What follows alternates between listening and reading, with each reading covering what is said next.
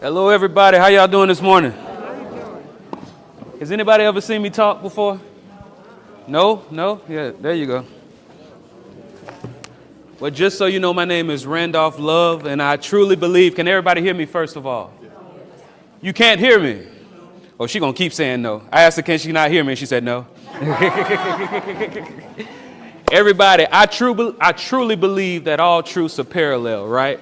What's usually workable in one facet of life and true in another facet of life is true in another, right? Before you drink something, you need to know the source of where that drink is coming from, right? Before you eat something, you need to know the source of where that food is coming from, right? The same goes with knowledge. You need to know where your knowledge is coming from. Just so you know, I've been in the insurance and financial services industry for over a decade.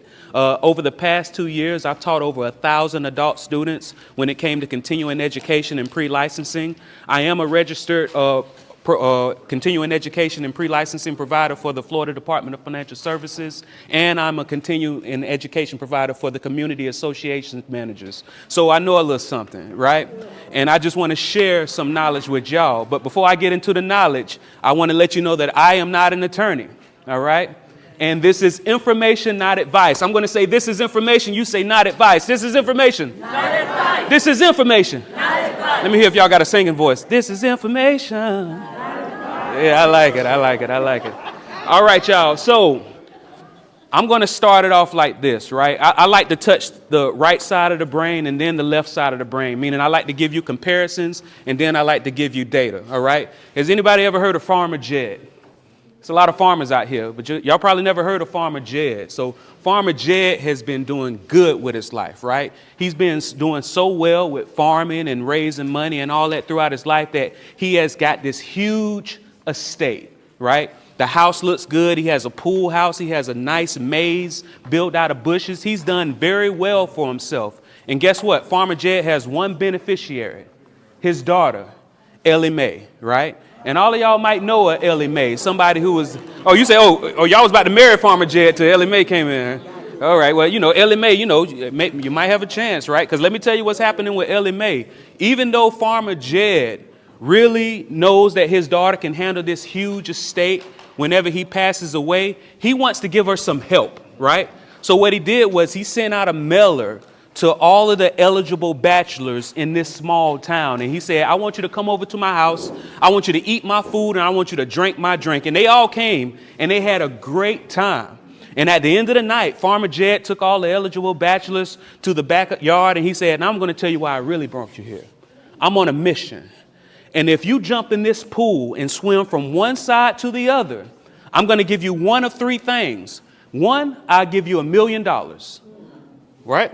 Right? And that's $1 million back in the day, right?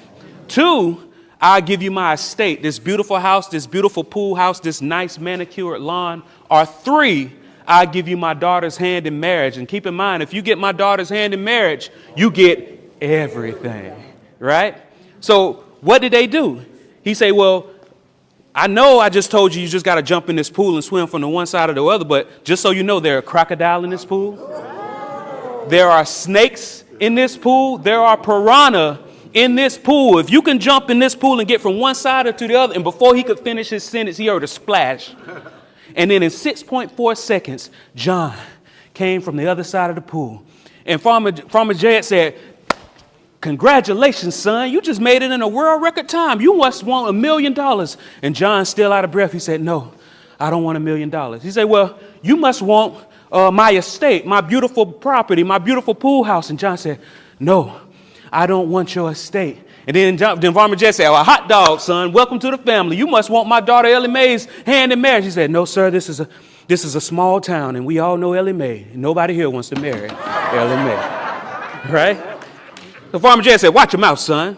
But if you don't want $1 million, if you don't want my estate, if you don't want an Ellie Mae, what do you want? He said, I want to know the name of the man who pushed me in that pool.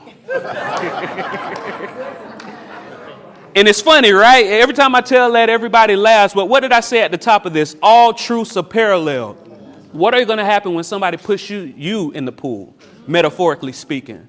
When you get that call in the middle of the night that your daughter or your son was just in an accident, now all of a sudden you thought you were through raising kids, right?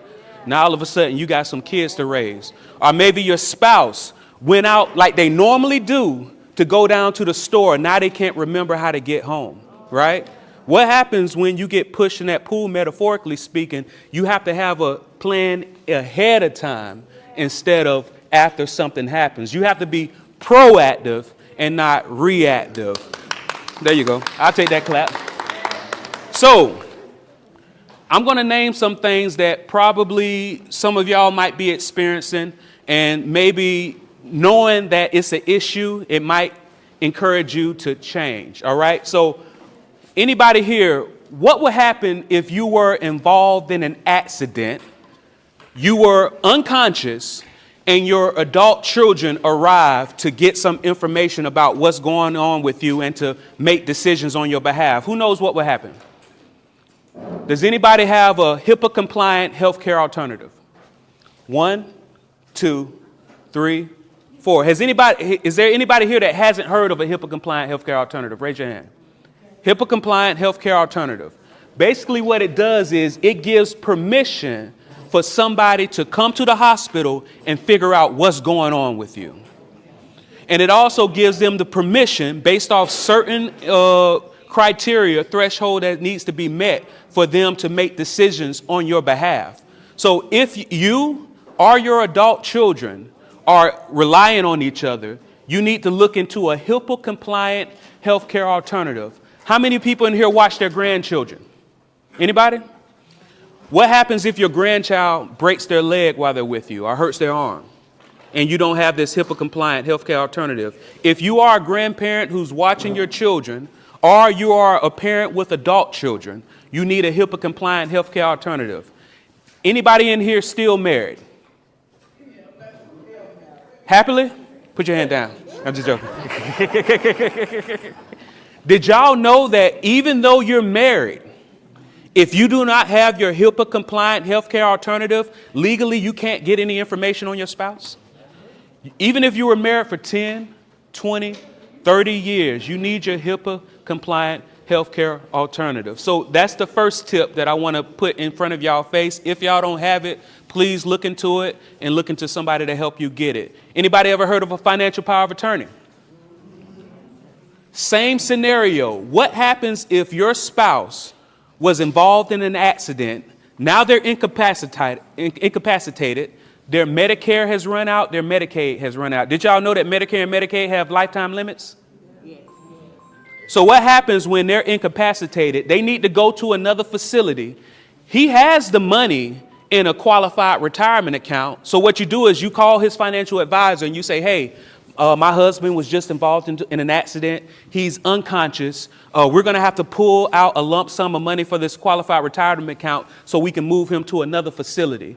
That's when the financial advisor is going to say, well, I'm sorry to hear that. Just send me his death certificate and I'll get right on that for you. And that's when you're going to say, no, you must didn't hear me correctly. He didn't die. He's just unconscious right now.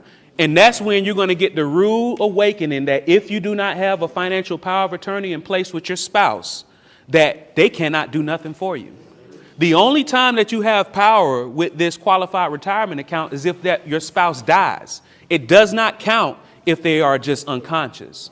So if you do not have a HIPAA-compliant healthcare alternative in place or a financial power of attorney in place, you need to get that. Because another thing that it solves, anybody ever heard of conservatorship? What happens when, like I said, that spouse that's normally on top of everything goes to the store, and that same normal, mundane, routine trip that they always make, they can't make it back?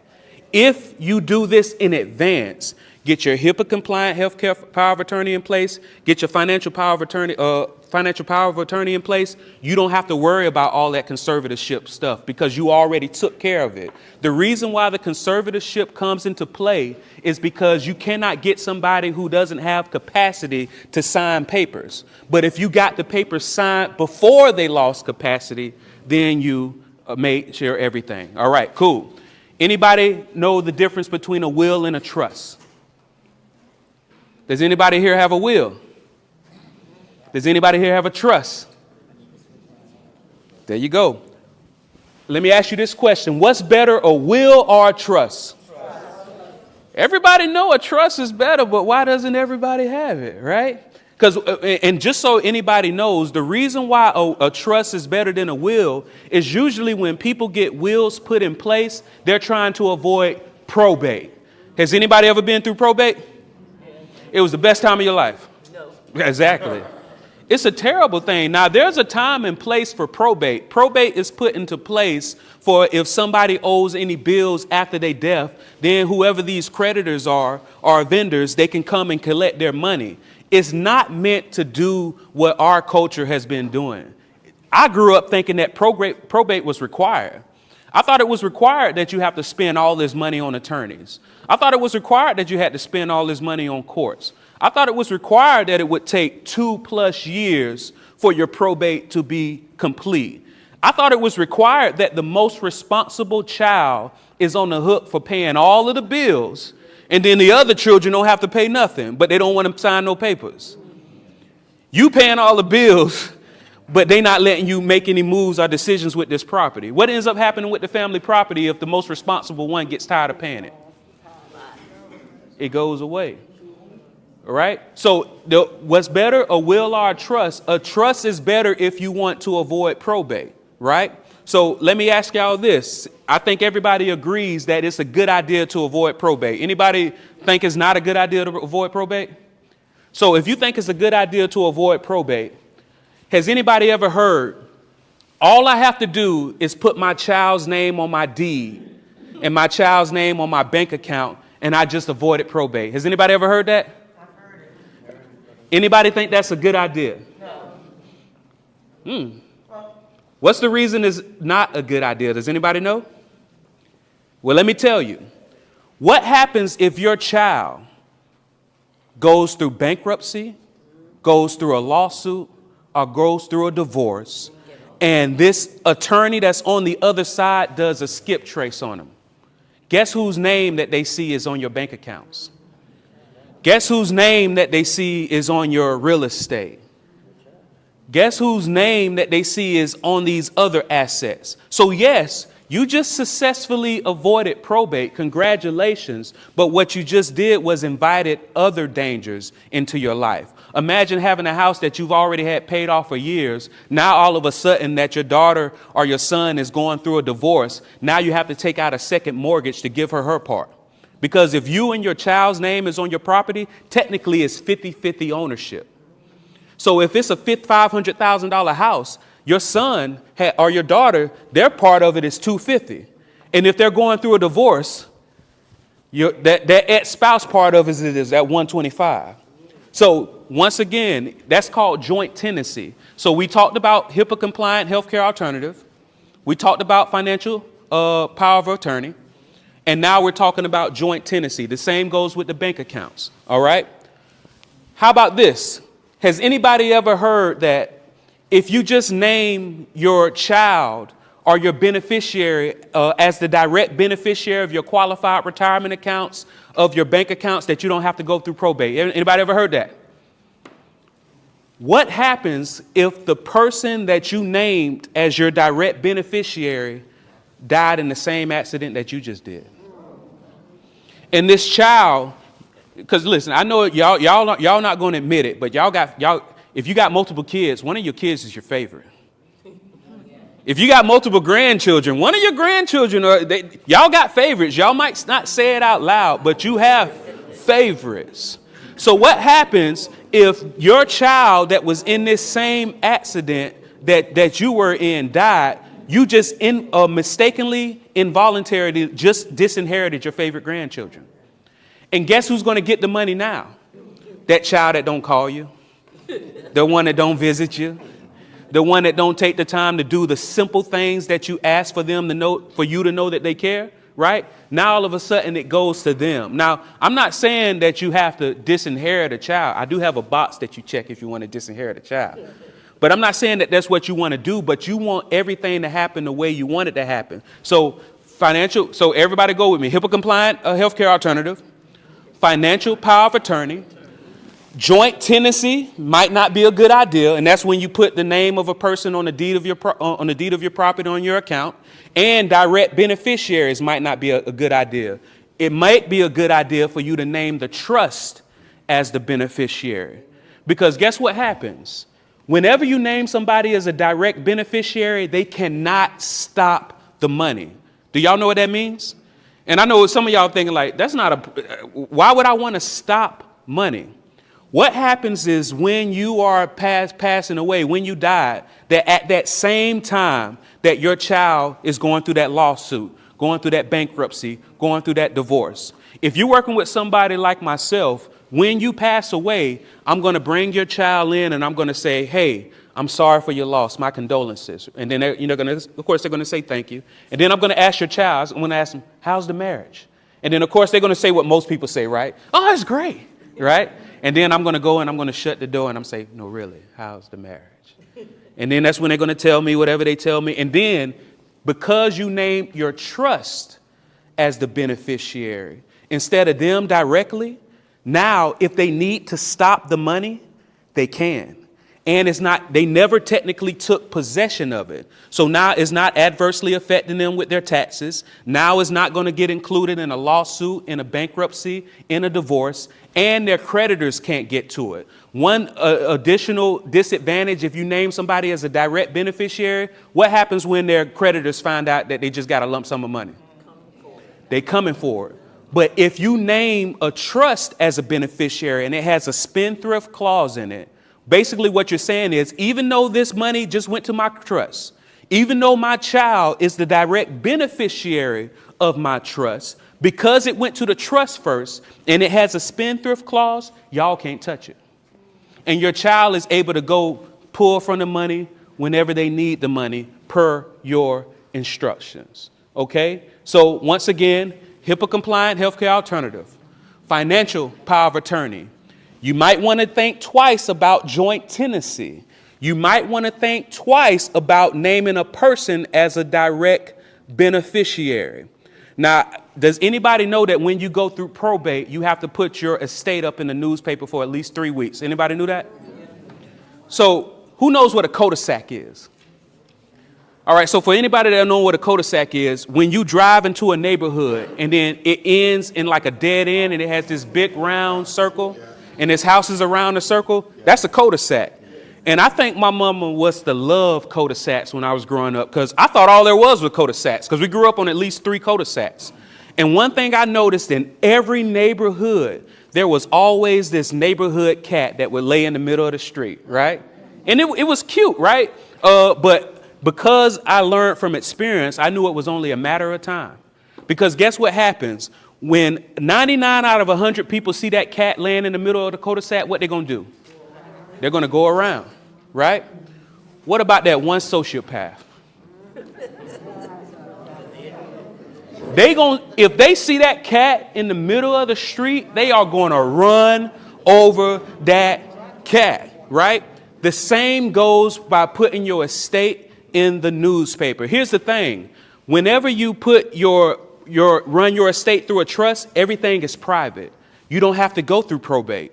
But what happens when you put your estate in the newspaper? Somebody that don't even know you, somebody that don't even know your family, somebody that you don't even owe is going to contest your trust. I mean, not your trust, your will. They're going to contest your estate, because to them, your estate is like that cat laying in the middle of the street.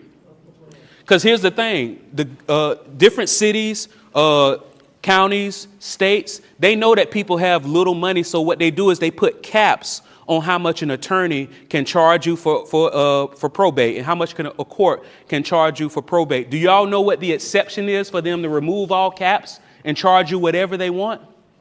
If it's contested. So this person that probably has no chance of beating you is going to contest your estate, and now all of your fee caps have been removed, and now they're causing you turmoil and trouble, even if they have no chance of winning. So you want to make sure that you try to avoid probate. So what's better, a will or trust? And why is it better? It's private. It helps you avoid probate. All right, y'all. So this is something that I do. If you want to get a visual of how we do this, text Legacy 24, and that's LAGACY 24. No spaces, no dashes. LEGACY 24. LEGACY 24. No spaces, no dashes, and you text that to 904-822-4262. That's 904-822-4262. Does anybody have any questions? And my time is short, so that's why I'm giving it to you. 904-822-4262. And that's Legacy 24, no spaces, no dashes, LAGACY 24. And I do have a few amount of booklets. If anybody want a booklet, I'll pass it back to you. All right, here you go. First come, first serve, y'all. We coming around. Yes, ma'am. Here you go. Oh, yeah, I see you. Good to see you again. I must really like your presentations. I show them all. Oh, yeah, I'm glad. Oh, yeah, get that. I think I got one. You want one, man? I think I got one when we was at Tesla. Okay. Here y'all go.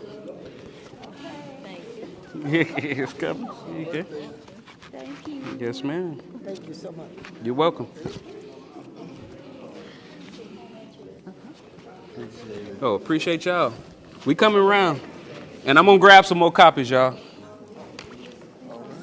There you go. There you go. And if anybody didn't get a copy, I'm going to brainstorm. Okay. I have a question for you too. Yes, sir. What are these? Okay. Say for instance, on my saving. Okay, she said you. Okay. So I woke up. I'm sorry. Hey, everybody, do you know what a CDC is? 608 Dibble. How do you? I'm gonna go grab it. I'm sorry. Oh, okay. On my account in the bank, my son's name is on it. It's supposed to. What happened if somebody would go after sue him after money? Would that affect my money? If they decide to include you, yes, sir. And legally they can. They can take my money too, and They could include it in whatever the lawsuit is as a part of his income because his name is on it. oh boy. Yeah. So therefore, explain to me about this trust. Could I put a trust on? Yes, sir. What you would do is you would name your son as the beneficiary of your trust, and instead of putting his name on it, you would put the trust name on it. And that way he'll have access to it. You finished? Yes. Okay. Oh, I'm sorry. Oh, I didn't know. And if you guys need some more of the handouts, are you going to bring some? Yes, I'm about to go grab them now. Okay. So he's going to go grab some more of those booklets, so if you guys want to review those. I talked to